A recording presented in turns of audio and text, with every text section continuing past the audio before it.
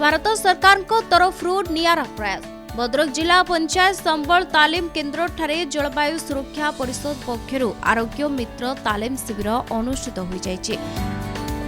जलवायु सुरक्षा परिषदर मुख्य निर्देशक ज्ञानरंजन स्वाईं प्रत्येक तत्वावधान अनुष्ठित यह कार्यक्रम में मुख्य अतिथि भाव समाजसेवी सुरेश सामल, आरोग्य मित्र अनुष्ठान संपादक दुर्गाचरण मिश्र, जलवायु सुरक्षा परिषद सदस्य उत्कल कुमार राउत जोगदे आनुष्ठानिक भाव में कार्यक्रम को आरंभ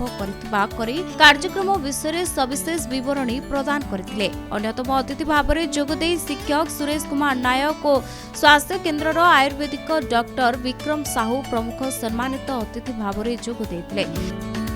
कार्यक्रम में रोग पाई जोग एवं आयुर्वेदिक उपचार नितांत आवश्यक बोली उपस्थित अतिथि माने निज निज वक्तव्य रखिते। उपस्थित थिबा आयुर्वेदिक डॉक्टर विक्रम साहू वर्तमान समय जोग एवं आयुर्वेद विशल्यकरण सदृश बोली मत रखिते। ए अवसर में भद्रक जिलार विभिन्न ग्राम पंचायत 40 रु ऊर्ध्व शिविरार्थी जोग देते। ए तालीम आगामी दिन में चलवाकू थिबा बेले शिविरार्थी माने जोग और आयुर्वेद चिकित्सा निज निज ग्राम और पंचायत रे जनसाधारण मानकू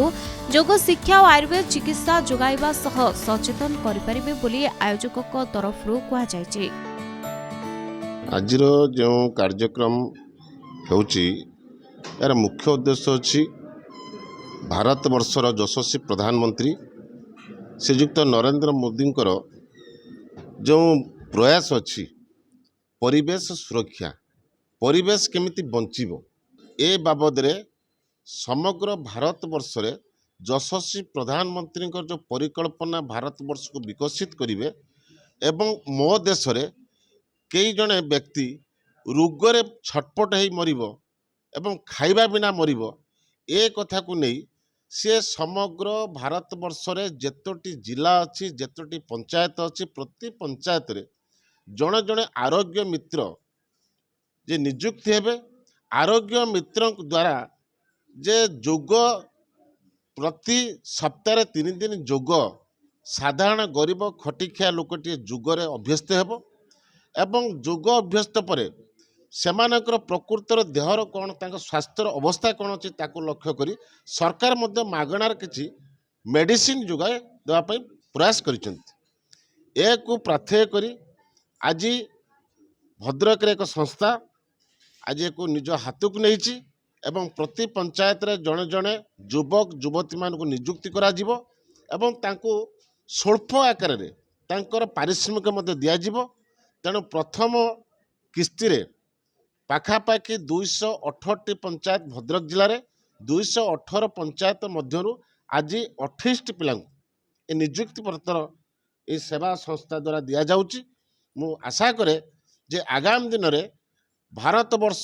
ठारू आरंभ करी समग्र ओडिशा प्रदेश रे एवं आम जिले में समस्ते सुस्थ जीवन यापन भावे निजको बंचाइबे एवं ए कार्यक्रम जो प्रधानमंत्री जो प्रयास अच्छी ये तलुक तलुक जीव यही प्रधानमंत्री प्रयास यही प्रधानमंत्री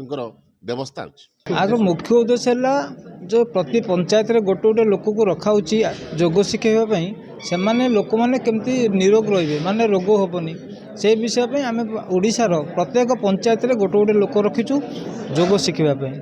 प्लस तांके मेडिसिन से कौन रोग होती से उपरे मेडिसिन